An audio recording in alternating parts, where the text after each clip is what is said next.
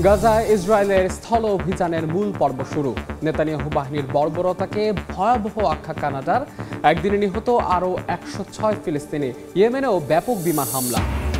ইউক্রেনে আক্রমণ জোরদার রাশিয়ার। খার্কিভে একের পর এক ড্রোন ও ক্ষেপণাস্ত্রের আঘাত, ক্ষতিগ্রস্ত কয়েকটি ভবন। পাল্টা প্রতিরোধের দাবি কিয়েভে। মিয়ানমারের বিদ্রোহী নিয়ন্ত্রিত অঞ্চলে ভোট গ্রহণে অপারগতা ইসির। নির্বাচনে অংশ নিলে কঠোর শাস্তির হুঁশিয়ারি ন্যাশনাল লীগ ফর ডেমোক্রেসির। যুক্তরাষ্ট্র ভারতের মধ্যে পুনরায় শুরু বাণিজ্য আলোচনা। ইতিবাচক উদ্যোগ বলছে নয়াদিল্লি। মোদিকে জন্মদিনের শুভেচ্ছা জানাতে ট্রাম্পের ফোন। এবং যুক্তরাষ্ট্রে আলোচিত চার্লি কার্ক হত্যা মামলার শুনানি শুরু। অভিযুক্তের মৃত্যুদণ্ড দাবি। পরবর্তী শুনানি 29 সেপ্টেম্বর। তদন্তে এফবিআই এর ভূমিকা নিয়ে প্রশ্ন।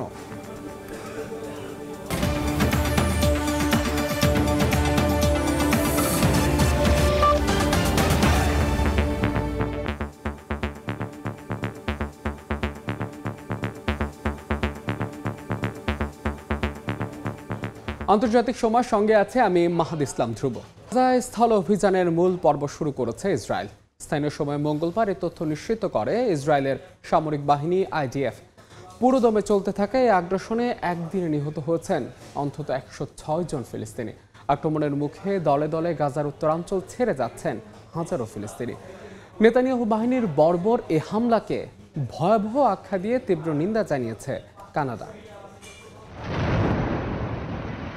পশ্চিমা বিশ্ব প্রতিনিয়ত গাজায় যুদ্ধ বন্ধ নিয়ে আশার আলো দেখালেও সমান্তরালে কেবলই জোরদার হচ্ছে ইসরায়েলি আগ্রাসন। প্রতি মুহূর্তে গাজার কোনো না কোনো কোণে ধূলিসাৎ হচ্ছে ভবন, প্রাণ হারাচ্ছে অসহায় মানুষ। এর মধ্যেই গাজায় স্থল অভিযানের পরিকল্পনা পুরো দমে শুরুর কথা জানিয়েছে ইসরায়েলি প্রতিরক্ষা বাহিনী আইডিএফ। স্থল অভিযানের এই মূল পর্ব কয়েক মাসব্যাপী চলতে পারে বলে এক বিবৃতিতে জানায় ইসরায়েল। দখলদার বাহিনীর বর্বরতায় অবরুদ্ধ অঞ্চলটিতে একদিনেই হারিয়ে গেছে শতাধিক প্রাণ। জীবন বাঁচাতে দলে দলে উত্তরাঞ্চল ছাড়ছেন গাজার বাসিন্দারা। গাজা সিটি ছেড়ে যেতে বাসিন্দাদের জন্য অস্থায়ীভাবে 48 ঘন্টার জন্য একটি রাস্তা খুলে দিয়েছে ইসরায়েল।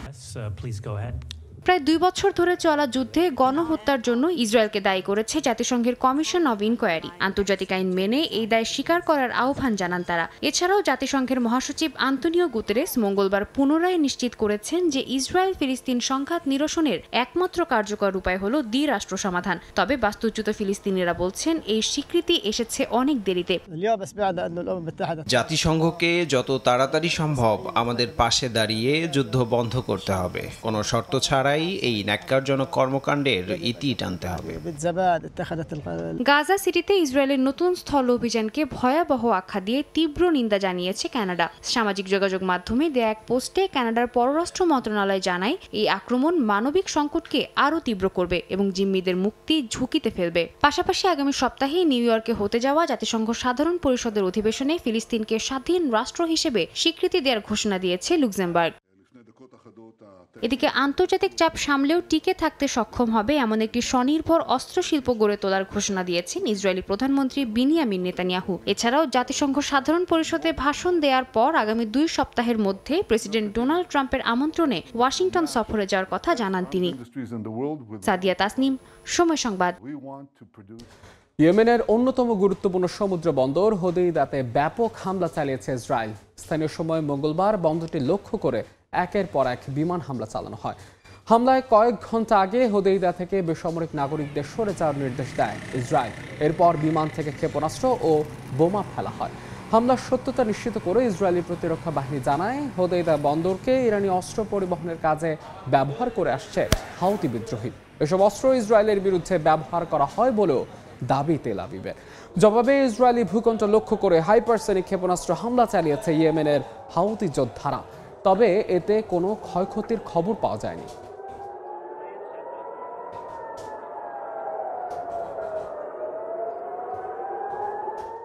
ইউক্রেনে হামলা জোরদার করেছে রাশিয়া।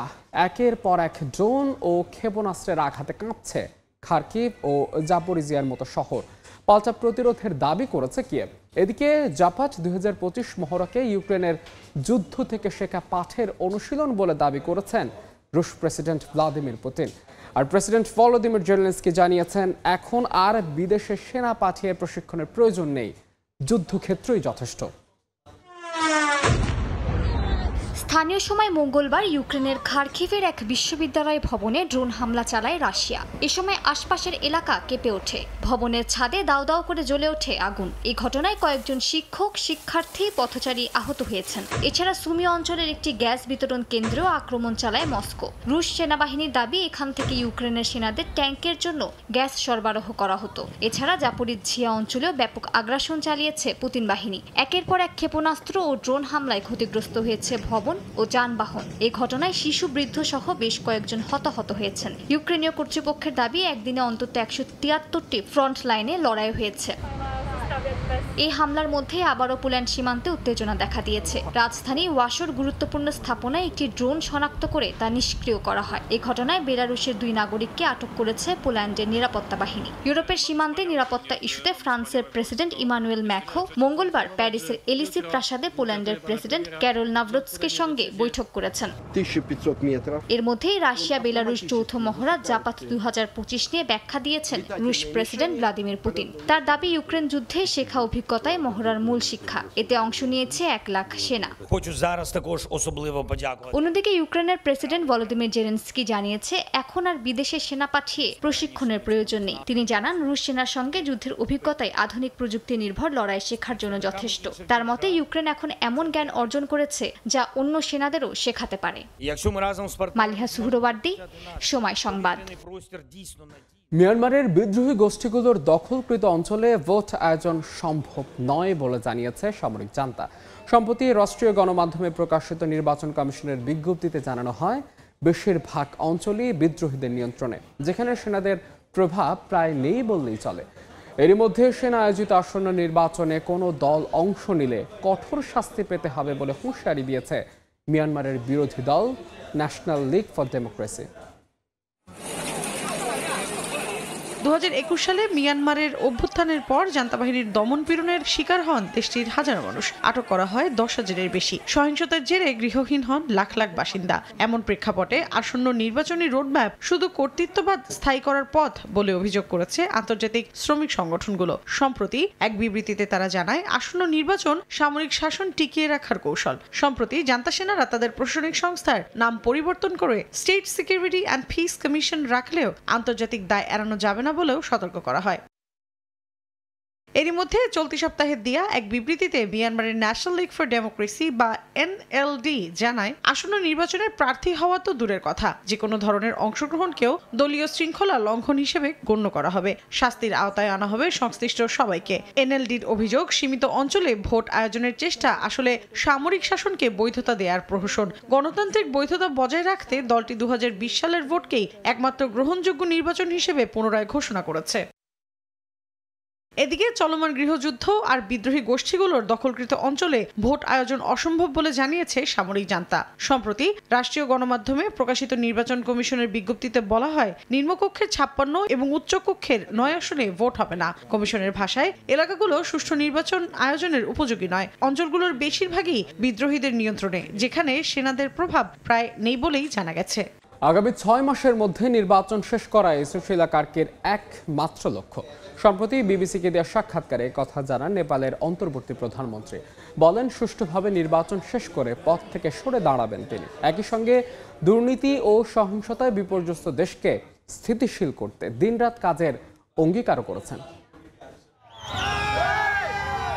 চলতি মাসেই আন্দোলনের মুখে পদত্যাগ করেন নেপালের প্রধানমন্ত্রী কেপি শর্মা ওলি। পরবর্তীতে তরুণদের পছন্দে অন্তর্বর্তী সরকারের প্রধানমন্ত্রী হন দেশটির সাবেক প্রধান বিচারপতি সুশীলা কার্কি। অন্তর্বর্তীকালীন সরকারের প্রধানমন্ত্রী হওয়ার পর প্রথমবারের মতো গণমাধ্যমের সামনে মুখ খুললেন সুশীলা। বিবিসিকে দেয়া সাক্ষাৎকারে তিনি স্পষ্ট জানান, 2026 সালের 5 মার্চ অবাধ ও সুষ্ঠু ভোট আয়োজনই এখন তার একমাত্র লক্ষ্য। Mandate as a prime minister is only to conduct the election within 6 months. Karki আরো বলেন, দিনে 18 ঘন্টা কাজ করতেও তিনি প্রস্তুত। নির্বাচন কমিশনকে দ্রুত সক্রিয় করা, পুরনো ভোটার তালিকা হালনাগাদ সহ নির্বাচনী প্রক্রিয়াকে দ্রুত করার নির্দেশও দিয়েছেন তিনি। তবে শুধু নির্বাচন নয়, রাস্তায় নেমে আসা তরুণদের শান্ত করাকেও বড় চ্যালেঞ্জ হিসেবে নিয়েছেন তিনি। This situation came actually by the agitation movement of students, and their demand was collapse of government and the good governance, anti-corruptions. Three things was demand. এ নিয়ে কার্কি জানান আন্দোলন চলাকালীন হত্যাকাণ্ড ও সহিংসতার তদন্ত হবে, পাশাপাশি আগের সরকারের দুর্নীতিরও হিসাবও নেওয়া হবে। তার দাবি, নেপালের গণতন্ত্র ও সাংবিধানিক কাঠামোকে রক্ষার দায়িত্ব এখন এই অন্তর্বর্তী সরকারের কাঁধে। নাদিম মারজান, সময় সংবাদ। যুক্তরাষ্ট্র ও ভারতের মধ্যে পুনরায় শুরু হয়েছে বাণিজ্য আলোচনা। দুই দেশের এই উদ্যোগকে ইতিবাচক ও আগামীর দিক নির্দেশক হিসেবে উল্লেখ করেছে ভারতের বাণিজ্য মন্ত্রণালয়। ভারতের প্রধানমন্ত্রী নরেন্দ্র মোদীকে জন্মদিনের শুভেচ্ছা জানাতে টেলিফোন করেন মার্কিন প্রেসিডেন্ট ডোনাল্ড ট্রাম্প। পরে নিজের সামাজিক যোগাযোগ মাধ্যম ট্রুথ সোশ্যালে মোদীকে বন্ধু আখ্যা দিয়ে ট্রাম্প বলেন, ইউক্রেনের যুদ্ধ বন্ধের আলোচনায় কার্যকর ভূমিকা রাখছে ভারত। নিষেধাজ্ঞা উপেক্ষা করে রাশিয়ার কাছ থেকে জ্বালানি তেল অব্যাহত রাখায় ভারতের ওপর অতিরিক্ত শুল্ক আরোপ করে ট্রাম্প প্রশাসন। এ নিয়ে শুরু হয় টানাপোড়েন, বন্ধ হয়ে যায় বাণিজ্য আলোচনা। তবে স্থানীয় সময় সোমবার এই তিক্ততা ভুলে ভারতীয় প্রধানমন্ত্রী নরেন্দ্র মোদীকে ফোন করে জন্মদিনের শুভেচ্ছা জানান মার্কিন প্রেসিডেন্ট ডোনাল্ড ট্রাম্প। পরে নিজেদের সামাজিক মাধ্যম ট্রুথ সোশ্যালে এ নিয়ে একটি পোস্ট দেন মার্কিন প্রেসিডেন্ট। এ সময় মোদীকে একজন প্রকৃত বন্ধু আখ্যা দিয়ে ট্রাম্প বলেন, ইউক্রেন যুদ্ধ বন্ধের আলোচনায় কার্যকর ভূমিকা রাখছে ভারত।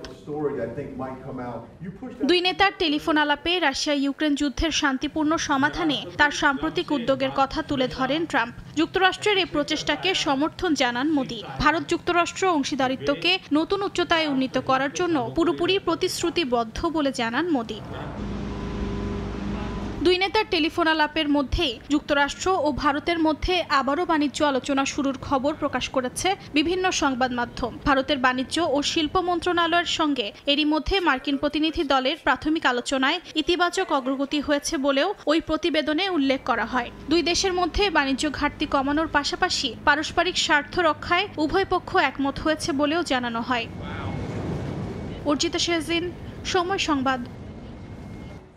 আন্তর্জাতিক সময়ে আরও থাকছে, ভয়াবহ বন্যায় বিপর্যস্ত ভারতের মণিপুর, তলিয়ে গেছে বেশ কয়েকটি গ্রাম, পানিবন্দী বহু মানুষ। হিমাচলে ভূমি ধসে ব্যাপক ক্ষয়ক্ষতি।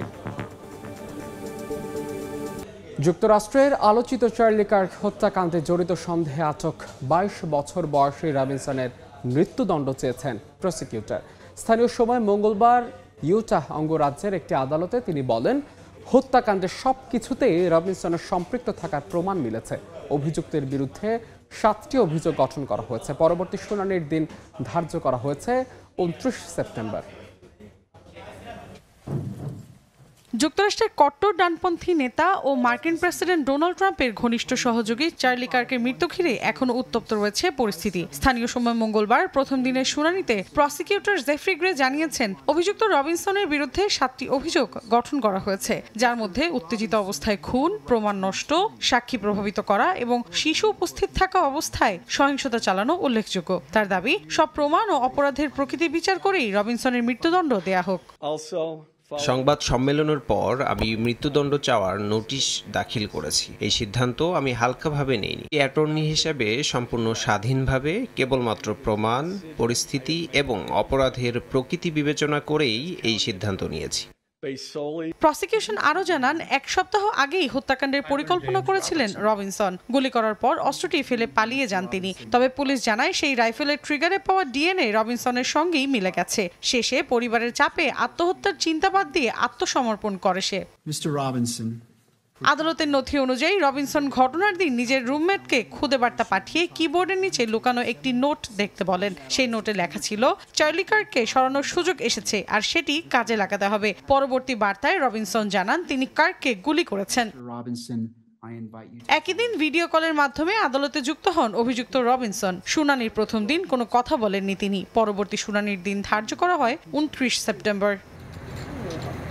গত 11 সেপ্টেম্বর উটা ভ্যালি ইউনিভার্সিটিতে বক্তৃতা দেওয়ার সময় ছাদের ওপর থেকে একটি স্নাইপারের গুলিতে নিহত হন চার্লি কার্ক। প্রসিকিউটরদের অভিযোগ, পরিকল্পিত হামলা চালান 22 বছর বয়সী রবিনসন।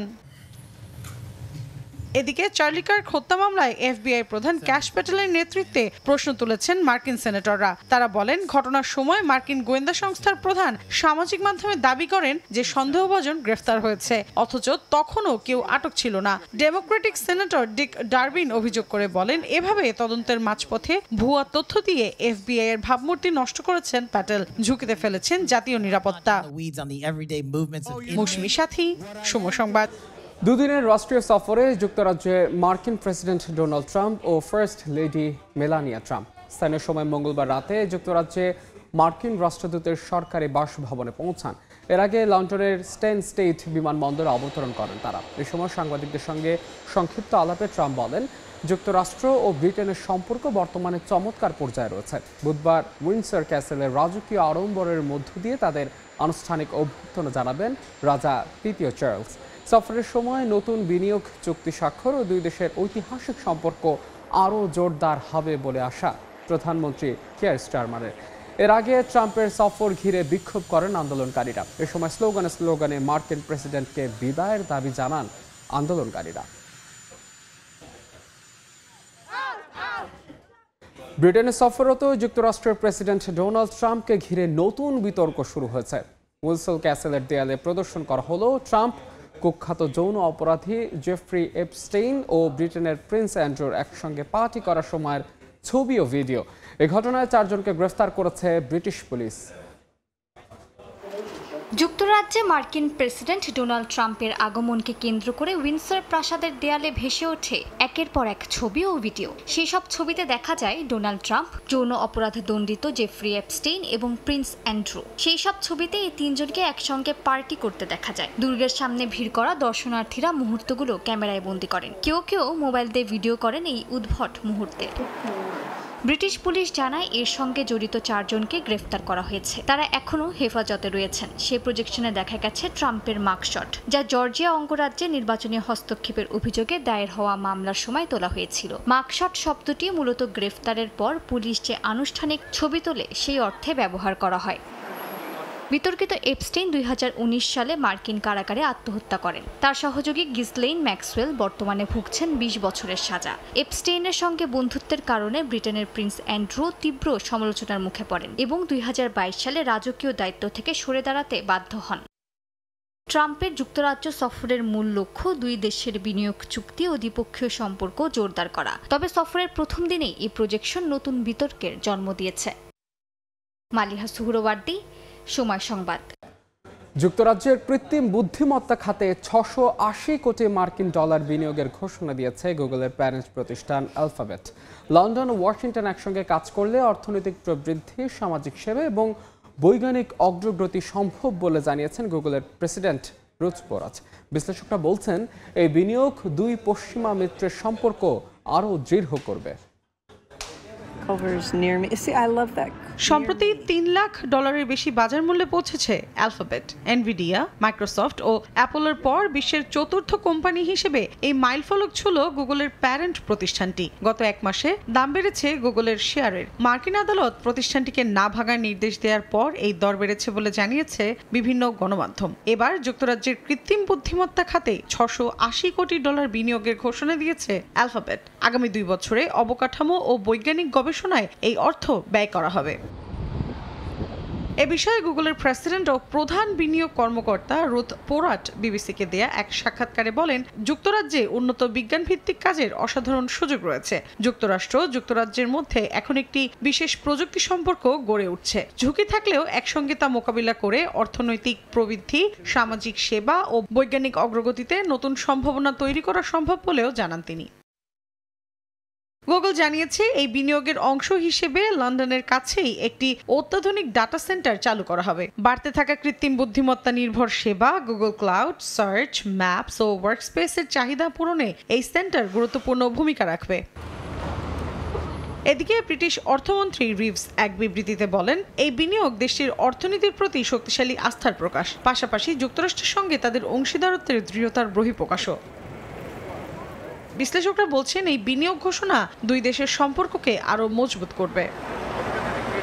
মৌসুমী সাথী, সময় সংবাদ। আন্তর্জাতিক সময় আরও থাকছে।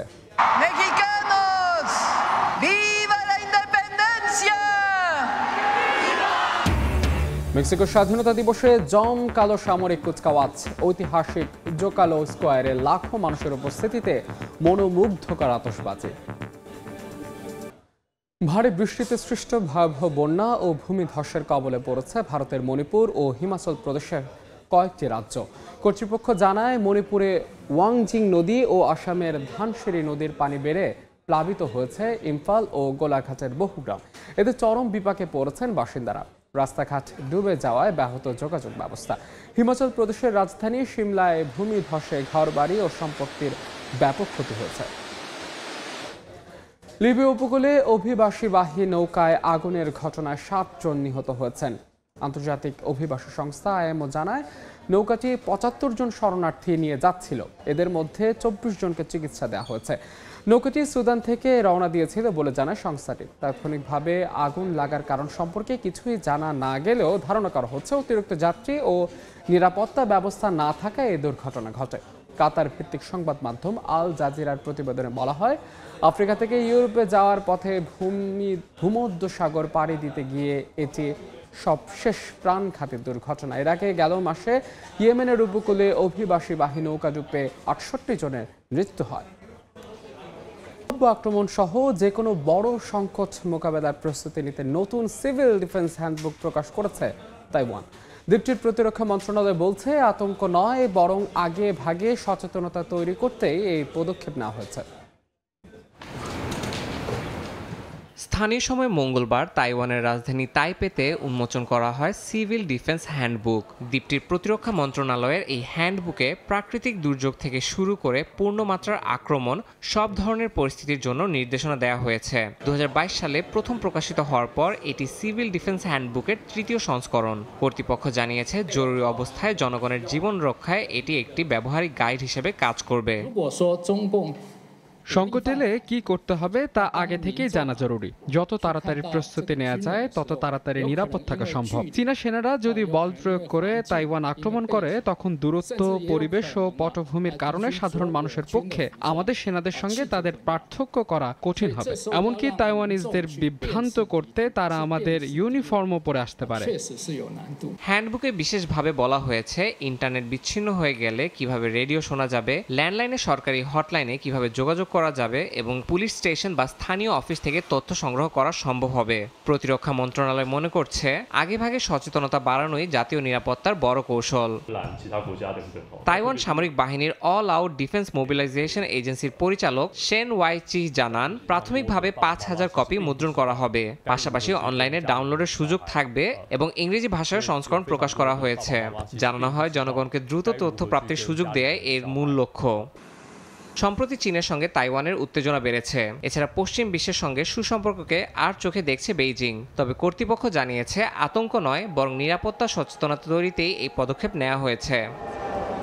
ইয়াসিন মোহাম্মদ জিসান, সময় সংবাদ। দক্ষিণ চীন সাগরের স্কারবোরো শোলে দ্বীপে ফিলিপিন্সের জাহাজ লক্ষ্য করে জলকামান নিক্ষেপ করেছে চীনের কোস্টগার্ড।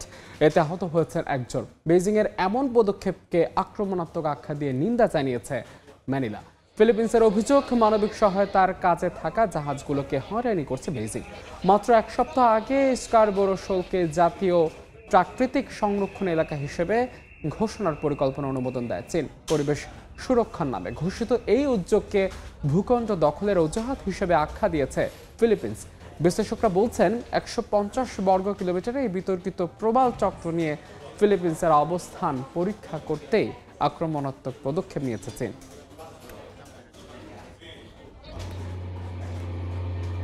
দেখছেন আন্তর্জাতিক সময়।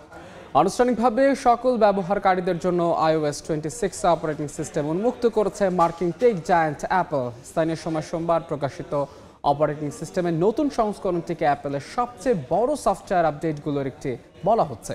নতুন এই অপারেটিং সিস্টেমে যোগ হয়েছে আধুনিক লিকুইড গ্লাস ডিজাইন। ফোন অ্যাপে এসেছে নতুন কল স্ক্রিনিং ও হোল্ড অ্যাসিস্ট ফিচার।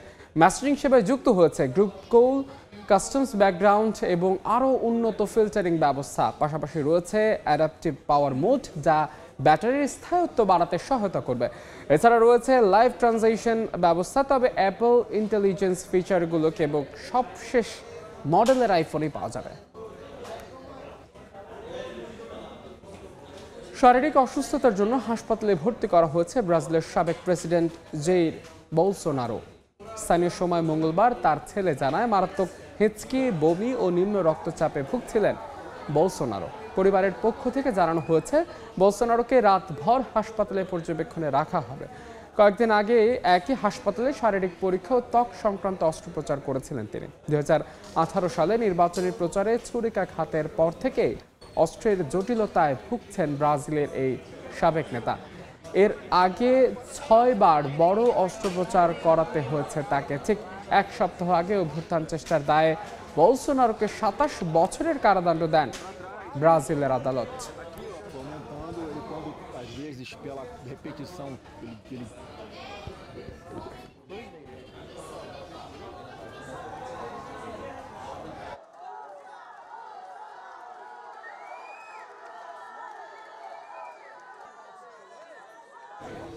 অন্য প্রসঙ্গ, শেখ হাসিনার মামলায় আন্তর্জাতিক অপরাধ ট্রাইব্যুনালে সাক্ষ্য দিতে এসে কথা বলছেন অভ্যুত্থানের অন্যতম সংগঠক নাহিদ ইসলাম। সরাসরি চলে যাচ্ছে সেখানে। বিভিন্ন বিশ্ববিদ্যালয়ে যে কর্মসূচি নিলাম এবং 1 জুলাই থেকে সারা দেশে একযোগে যে বৈষম্যবিরোধী ছাত্র আন্দোলনের ব্যানারে আমাদের আন্দোলন সংগঠিত হলো এবং 1 জুলাই থেকে 14 জুলাই পর্যন্ত যে ঘটনাবলীগুলো ঘটেছে, বাংলা ব্লকেট কর্মসূচি, আন্দোলনে বিভিন্ন বাধা দেওয়া, মামলা প্রদান করা এবং 14ই জুলাই শেখ হাসিনার যে রাজাকার বক্তব্য দেওয়া, রাজাকারের নাতিপতি হিসেবে আখ্যা দেওয়া, তার প্রতিবাদে শিক্ষার্থীদের রাজপথে নেমে আসা, 15ই জুলাই, 16ই জুলাই, 17 জুলাই যেই ঢাকা বিশ্ববিদ্যালয়ে সারা দেশে যে নির্মম ঘটনাবলীগুলো ঘটেছে, 15ই জুলাই ঢাকা বিশ্ববিদ্যালয়ে নারী শিক্ষার্থীদের উপর হামলা, হাসপাতালে গিয়ে হামলা করা হয়েছে আহত শিক্ষার্থীদের উপরে, 16ই জুলাই আবু সাইদ, ওয়াসিম সহ 6 জনের যেই শহীদ হওয়ার ঘটনা আমরা জানতে পেরেছিলাম সেই সময়, 17 জুলাই ঢাকা বিশ্ববিদ্যালয়ে গায়েবানা জানাজা সহ কফিন মিছিলে হামলা করা, আক্রমণ করা, বিশ্ববিদ্যালয়ের হলগুলো থেকে সবাইকে জোরপূর্বক বের করে দেওয়া এবং এর পরবর্তীতে যে 18ই জুলাই কমপ্লিট শাটডাউন, সারা দেশের ছাত্র জনতাকে নেমে আসার আহ্বান এবং এই পুরো ঘটনার পক্ষ থেকে কীভাবে ডিজিএফআই আমাদেরকে চাপ প্রদান করেছে, পুলিশের ভূমিকা, ছাত্রলীগের ভূমিকা, অন্যান্য বাহিনীর ভূমিকা, আওয়ামী লীগের রাজনৈতিক নেতৃবৃন্দের বক্তব্য, তাদের ভূমিকা, এই বিষয়গুলো এসেছে যেটা আমরা অভিজ্ঞতা লাভ করেছি আন্দোলনের সময়, সেই ঘটনাগুলোই আমি বলেছি এবং আজকে আমরা মূলত 18 এবং 19 জুলাই পর্যন্ত কমপ্লিট শাটডাউনের সেই সময়ের ঘটনাবলীগুলোটা ব্যাখ্যা করে আজকে জবানবন্দি আজকের মতো শেষ হয়েছে। 18ই জুলাই আমরা দেখেছি যে প্রাইভেট বিশ্ববিদ্যালয়ের ছাত্ররা, মাদ্রাসার ছাত্ররা সহ সারা দেশের সাধারণ মানুষ যখন নেমে এসেছে, বিশেষত প্রাইভেট বিশ্ববিদ্যালয়ে প্রচুর শিক্ষার্থী তখন আহত নিহত হয়েছে। ঢাকার বিভিন্ন পয়েন্টে, বাড্ডা, উত্তরা, মিরপুর, যাত্রাবাড়ি, এরকম ঢাকা সহ দেশের সব জায়গায় কিন্তু যখন নেমে এসেছিল পুলিশ কিন্তু নির্বিচারে গুলি চালিয়েছে সেই সময়, 18 তারিখ এবং 19 তারিখ। পাশাপাশি যোগ দিয়েছিল ছাত্রলীগ, যুবলীগ সহ আওয়ামী লীগের সন্ত্রাসীরা এবং সেই নির্বিচার গুলিতে আমাদের আন্দোলনকারীদের প্রচুর ছাত্র জনতা সেই সময় শহীদ হয়েছিলেন এবং আহত হয়েছিলেন। সেই ঘটনাগুলো আমরা বলেছি এবং আপনি একটা জায়গায় বলেছেন যে ডিজিএফআই সরকারের সাথে বসতে এবং এই আন্দোলন সমাপ্ত করতে আপনাদেরকে চাপ দিয়েছে। এটি কারা কিভাবে আপনাদেরকে আলোচনা করেছিলেন এবং কিভাবে চাপ দিয়েছিলেন? আপনারা আত্মগোপনে চলে গেছিলেন? আমরা 17ই জুলাই যখন বিশ্ববিদ্যালয়ে ভ্যাকেন্ট ঘোষণা করা হয় তখন আমাদেরকে তারা তথ্য পাঠায় এবং এক পর্যায়ে আমাদেরকে ডেকে তারা বলে যে ছাত্রদের উপরে এই নির্মমতা, সরকারের এই অত্যাচার বাড়বে যদি না আমরা সরকারের সাথে আপোষ করি। তখন আমরা স্পষ্টভাবে বলেছিলাম যে রক্তের উপর দাঁড়িয়ে আমরা কোনো সংলাপে যাব না, আমাদের ভাইদেরকে হত্যা করা হচ্ছে, আমাদের বিশ্ববিদ্যালয়গুলোকে আমাদের বের করে দেওয়া হচ্ছে, এই আচরণের প্রেক্ষিতে আমরা সরকারের সাথে বসতে পারি না। সরকারের উচিত হবে বিশ্ববিদ্যালয় হলগুলো বিশ্ববিদ্যালয় খুলে দেওয়া এবং আন্দোলনে কোনো ধরনের অত্যাচার না চালানো, আক্রমণ না চালানো। না, ঢাকা বিশ্ববিদ্যালয় এলাকাতে। আপনি আরেকটা বলেছিলেন যে বিচার বিভাগের উপরে আপনারা বুঝে ফেলেছিলেন যে আস্থা। আন্তর্জাতিক অপরাধ ট্রাইব্যুনালে কথা বলছেন নাহিদ ইসলাম। সরাসরি যুক্ত ছিলাম সেখানে। দেখছেন আন্তর্জাতিক সময়। প্রশান্ত মহাসাগরে ভাসমান অবস্থায় 1.4 টন মাদক জব্দ করেছে এল সালভাদরের নৌবাহিনী। স্থানীয় সময় মঙ্গলবার দেশটির প্রতিরক্ষা মন্ত্রণালয় জানিয়েছে, মধ্য আমেরিকার দেশটির দক্ষিণ উপকূল থেকে অভিযান চালিয়ে মাদক উদ্ধার করা হয়। কর্তৃপক্ষ জানায়, নৌবাহিনীর তৎপরতায় খবর ফাঁস হওয়ায় পাচারকারীরা গ্রেফতার এড়াতে চালানটি সমুদ্রে ফেলে পালিয়ে যায়। গত সপ্তাহে এল কর্দোনোসিয়া দ্বীপের প্রায় 900 নটিক্যাল মাইল দক্ষিণ পশ্চিমে ভাসমান অবস্থায় এগুলো পাওয়া যায়। সরকারের হিসেব অনুযায়ী এই চালানের আনুমানিক বাজার মূল্য $35 মিলিয়ন।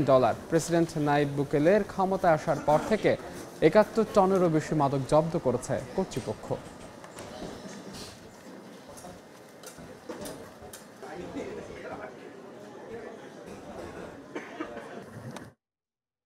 আন্তর্জাতিক সময়ের শীর্ষ সংবাদ জানিয়ে দিচ্ছে আরেকবার। গাজা ইসরায়েলের স্থল অভিযানের মূল পর্ব শুরু। নেতানিয়াহু বাহিনীর বর্বরতাকে ভয়াবহ আখ্যা কানাডার। একদিনে নিহত আরও 106 ফিলিস্তিনি। ইয়েমেনেও ব্যাপক বিমান হামলা।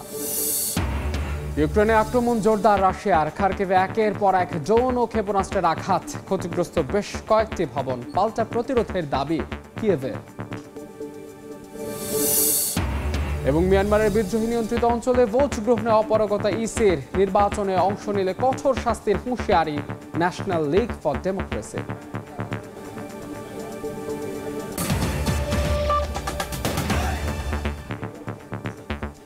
এই ছিল আন্তর্জাতিক সময়। এরপর সময় সংবাদের সঙ্গে থাকবেন সহকর্মী জিন্নাতারা যশোয়া। ধন্যবাদ ধ্রুব। সময় সংবাদ নিয়ে ফিরছি কিছুক্ষণ পর, সঙ্গেই থাকুন সময়ের।